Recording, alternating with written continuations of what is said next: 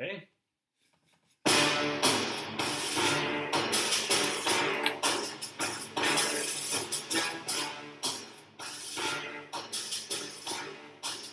All right, and welcome back to Film Narc. This is a special part of the show, as you can tell by the intense music. I recently challenged Chris to a challenge. What I did was I asked him before we started this show to come up with a trilogy of movies. Now, they all have to keep a central story thread and connect in some sort of way. But they need to be different genres. So the first movie needs to be a specific genre. The second movie needs to be a different genre. That still kind of continues the story. And the third one, entirely different genre, still continues the story. So, do you want to go first or last? I'll go first since you made up the challenge and it was challenged to me. I have 3 movies. Okay. The first movie is an action-adventure / sci-fi. Should I just tell you the genres? Do the first movie genre and then the plot of that. Okay. So this is kind of Band of Brothers / Walking Dead or something like that. It's an elite military unit, and it focuses on their camaraderie and what they do is every night they go in and they're killing these aliens that are just like invading Earth. But the aliens, they're not sure where they are. They only come out at night, but they know where they live, and they're only there at night. They're only there. It's not like they can just kill them at any time. Only at night for whatever reason. They're not sure. They just discovered these aliens, and they're monstrosities, these monsters. And so they're going in with but they're unique enough beings that you can use non-traditional weapons. So some of the guys in the unit might use like a baseball bat or a katana or something like that. So kind of like it's really cool action, really cool sci-fi like monsters, and they're just cutting them up and killing them, and you're like, kill the monsters, kill the aliens. That one's called Shifters because the aliens are shifters. They're pretty sure that they take human form during the day and only return to alien form at night, which is part of the why they can't find them. They can't figure them out. Second movie is a horror movie, and it's from an entirely different perspective. And it's this. It follows this girl in this house, and she lives with like a couple roommates. She's like college age, so she's living with a couple of girls at her age, and there there's maybe like some cool characterization. We want to get some character development, but it's primarily a horror movie where every night aliens come and kill people in their village. And aliens show up and they're just eating people and like mauling them but it's only every night. So during the day you see like this village of people slowly gets more and more scared and more unsure of their future, and then each night you see aliens come and kill people, and it kind of shows her in her house like being really scared, in the dark, just like laying there hearing aliens kill people and there's nothing she can do about it, just kind of terror. And so there's a lot of little scary parts like that. It ends with aliens finally come to her house, and you can hear them, but you can't see anything that's going on. And they're killing like her roommates and stuff. And then somebody comes into her room, and like stands there for a second. She's sure she's going to die, but then they just turn around and leave. And that's like the end of the movie. Like for some reason, the aliens that finally went to her house, which she's been dreading all this time, they don't kill her. That's called Death in the Night, just because it needs to have a title. And the girl's name is Scrio, and the leader of the military unit is called Derek. But these things are not that important. The third movie is You've Got Mail-like romance. Okay? And it's a romance... Dude, just wait. It's really good, okay? It's a romance movie between Scrio and Derek, but it starts with Scrio. She's actually an alien.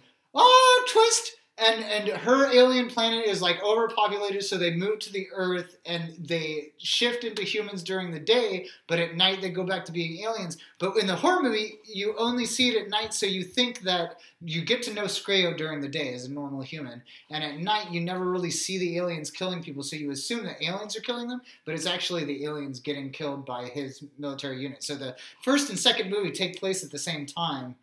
Actually, all three movies take place during the same period of time. And the third one, though, instead of showing like the night of them fighting and getting killed and stuff, it shows just like them like talking to each other online, Screo and Derek, and like, oh, you know, I really like you. I really like you too. And it shows him like going to the store and like, so you get like more of a character progression of them as normal people. And what actually happened is, okay, so in the first movie, it ends with him not killing all the aliens in the house, and you don't know why.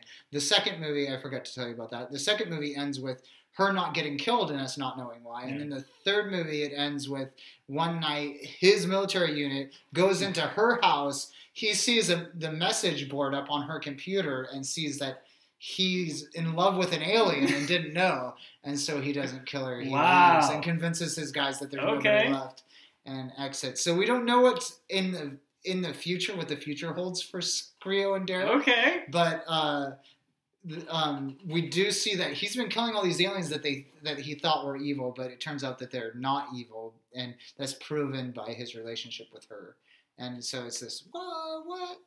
Okay, wow, that's I'm actually, damn, I thought I had you. When you were telling me the first two movies, I was like, oh, I totally got this.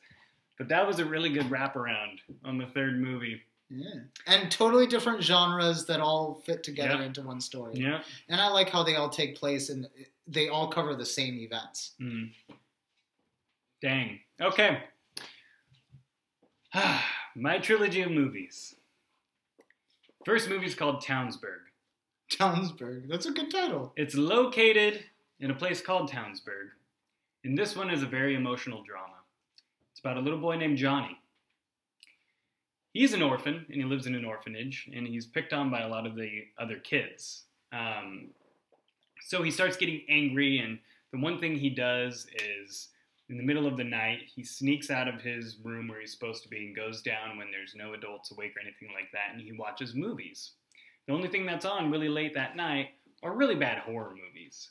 So the rage he feels, it's kind of an outlet, being able to see the horror movies and all of these slasher movies and stuff of people killing him. So it just kind of like controls him, but he's just angry at the world, has no one to support him. It's just a really bad condition. He does this night after night. So he's kind of being raised by horror movies, but at the same time, that's like his outlet for a lot of the things. He relates to them more than anything else. Precisely. As well. Okay. Because you see these misunderstood creatures that usually have a backstory and goes on these killing sprees. All right.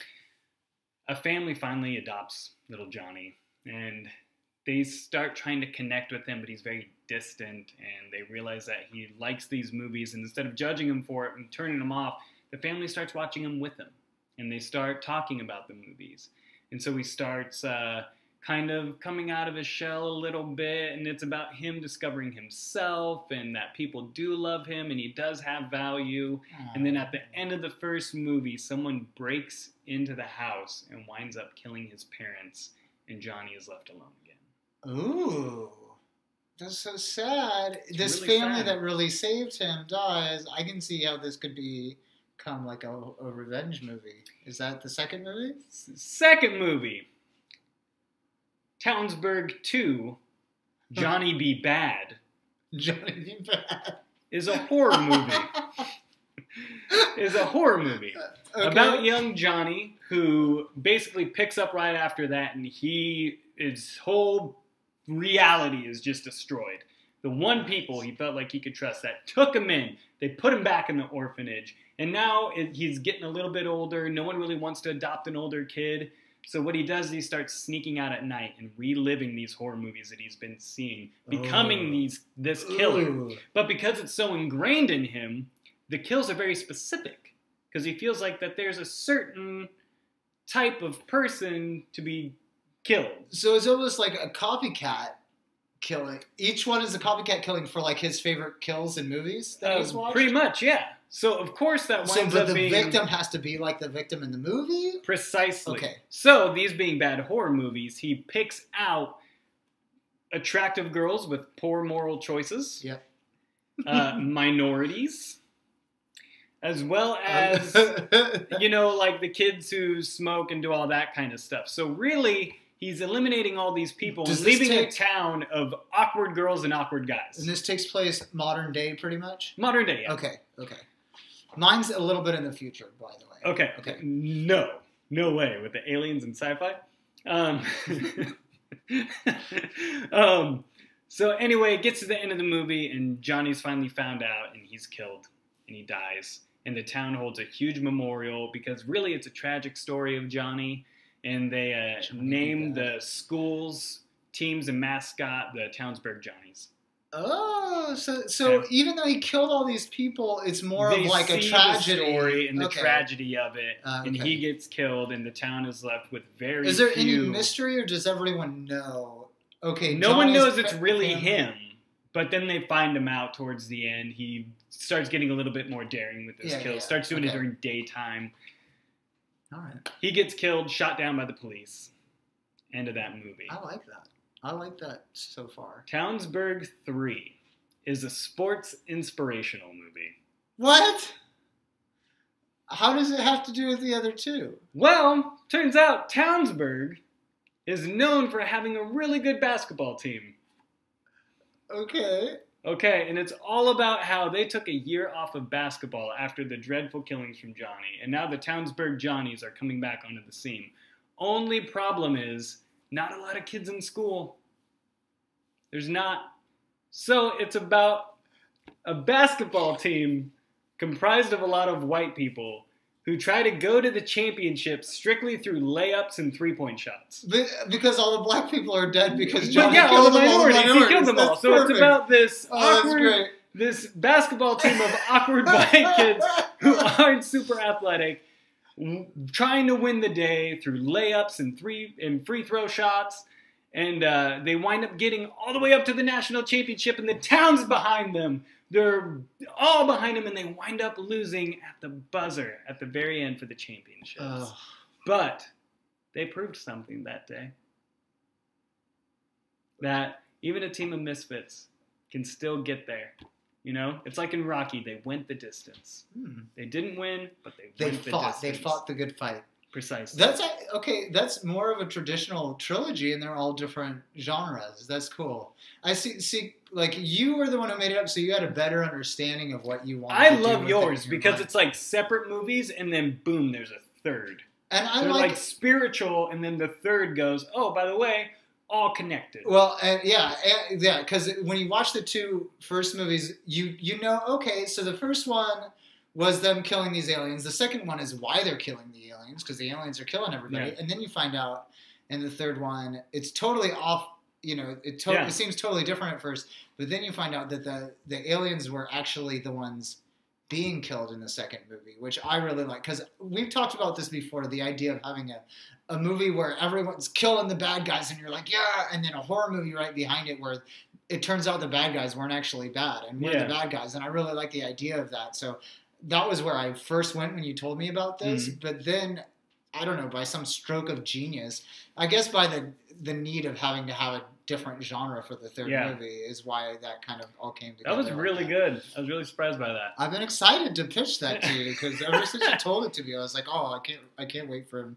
Okay, so the reason why this is a challenge is because now we're going to put a basic plot summary up on our website and probably on Facebook as well. And anyone who has listened to this, you'll be able to go on and check and vote on who came up with the better trilogy. And then on our next episode, we will reveal the winner, and we will be able to have a little patch of pride.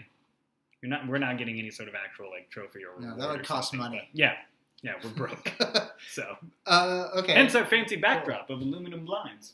Yeah. Okay, so they vote. Hopefully, we get votes, and then one of us wins. That's exciting. Yeah. So there's that. Townsburg 1, 2, and 3. Townsburg. That's great.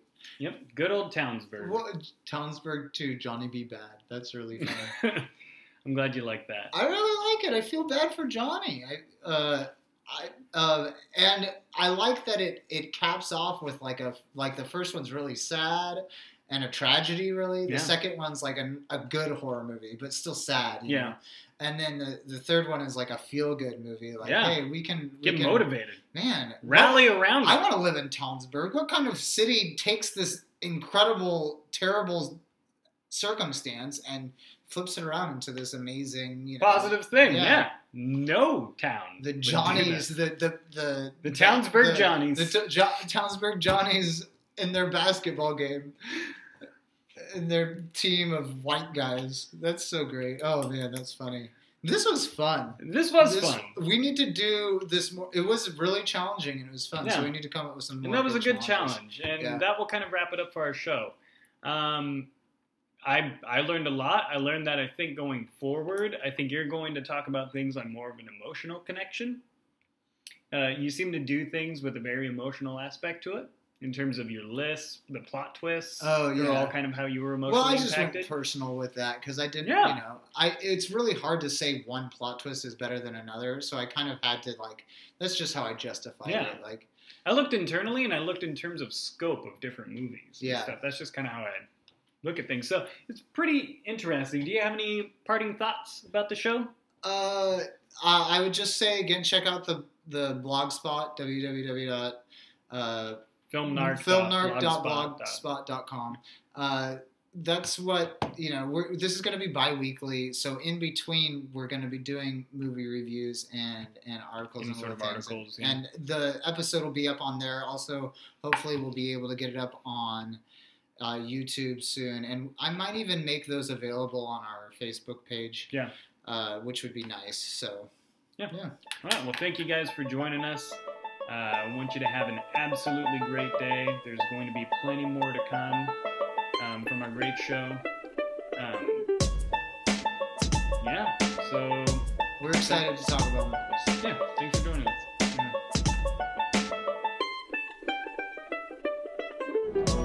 Milk was a bad choice.